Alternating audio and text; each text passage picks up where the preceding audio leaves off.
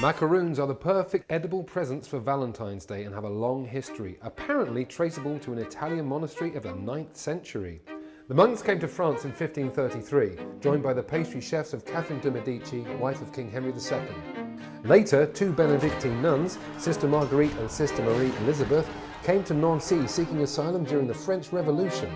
The two women paid for their housing by baking and selling macaroon cookies and thus became known as the Macaroon Sisters.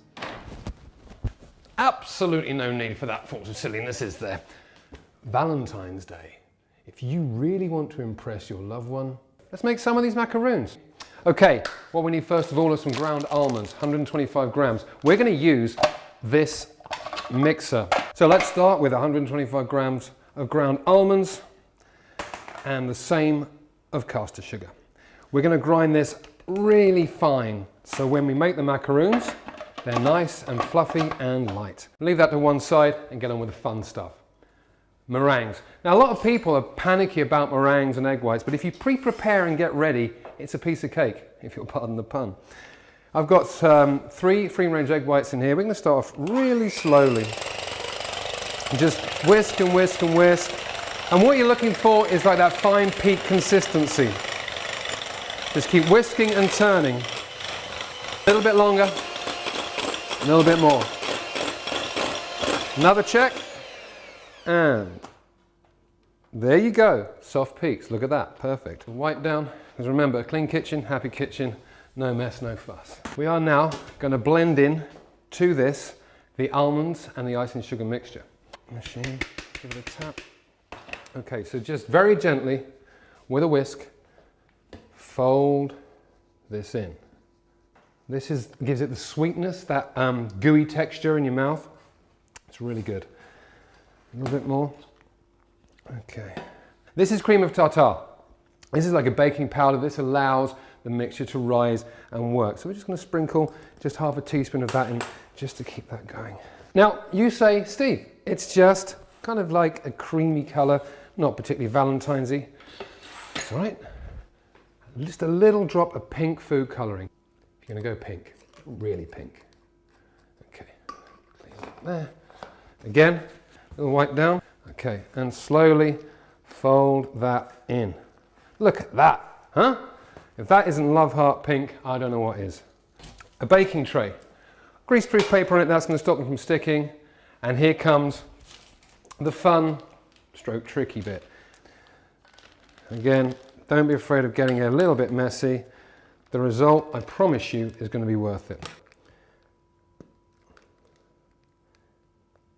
And you're going to ultimately sandwich these with some amazing brandy and dark chocolate filling. Oh yeah. What we have for the filling, and you're going to like this, is chocolate. 200 grams of dark chocolate and the brandy. So what we're going to do first of all is roughly chop the chocolate, and then we need to go over to the sink. Now when you're chopping chocolate, sometimes a bit easier to leave it out to room temperature, allows it to get a little bit easier to work with the knife. Watch your thumbs. And don't end up like a friend of mine who will basically, let's put it this way, he's not allowed to chop chocolate anymore. Okay, we're now going to melt some butter to make that chocolate brandy filling. This is 15 grams of butter, straight into a pot like this. We're going to go back to the chocolate, and this is going to go into the pan as well. Melt it relatively slowly. You don't want to burn the butter or the chocolate for this one. Slowly going to let this melt, maybe over medium heat, not too aggressive. We don't want to burn anything, and that's melting quite nicely. We'll go to the fridge now and get our cream. Now, you can guesstimate this rather than measuring it. This is a 300 ml, 10 fluid ounces pot of cream, so about 2/3 of this should do. Keep it stirring, maybe bring the temperature up a little bit. Now, as a cook and a chef, I always like to now and again just dip my finger in. Wow. It's missing something though. Of course. Brandy. I reckon, about that much. While they're baking, here's a little known fact. We Scots made ours with mashed potato and sugarloaf. Then the chap called John Justice Lees came along, botched the recipe for a chocolate fondant bar. threw coconut all over it in disgust. The first macaroon bar was born. Okay, the macaroons have been out of the oven, they're chilled. And I reckon for that one special person in your life, make an effort. Get a nice presentation box, a bit of tissue in there.